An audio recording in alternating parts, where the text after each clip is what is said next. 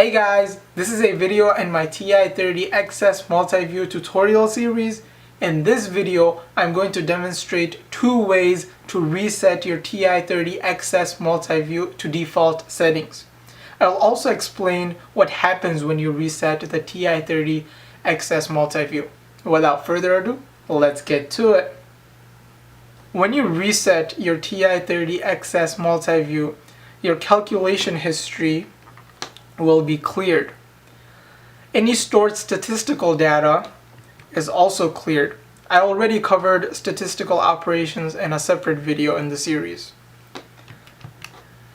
The constant K feature will also be cleared, which is something I covered in a previous video also. Furthermore, the answer in ANS, which is the most recent stored answer, will also be cleared, so there will be nothing in the memory. In addition to all this, the calculator will return all the settings to the default settings. So you'll be in degree mode, you'll be in float, and you'll be in norm, and you'll be in math print when you reset it. So just so we can see it visibly, I'm going to change my setting now to gradient mode.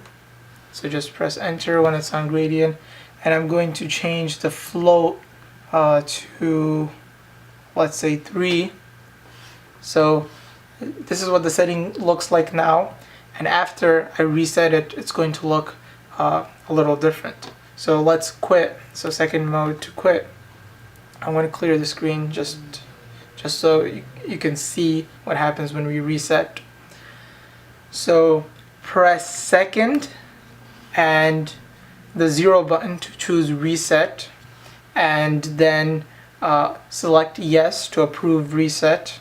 So just arrow down and press enter, and then you'll get a message that says memory cleared.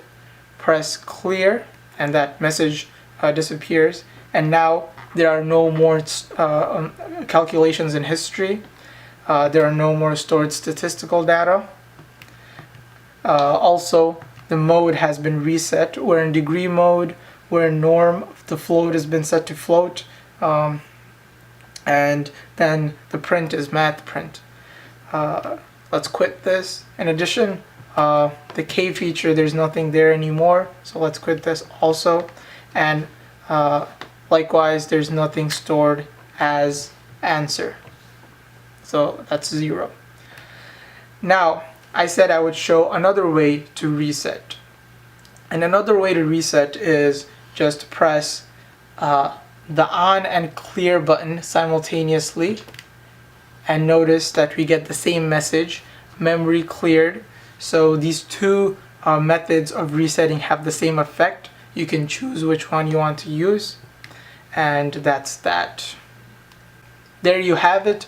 Hopefully this video helps in some way. As always, if you have any questions, feel free to leave them in the comment section. I'll try my best to help. If you haven't already, please subscribe. Check out other videos on my channel, especially the graphing and scientific calculator tutorial series. Until next time, take care, guys.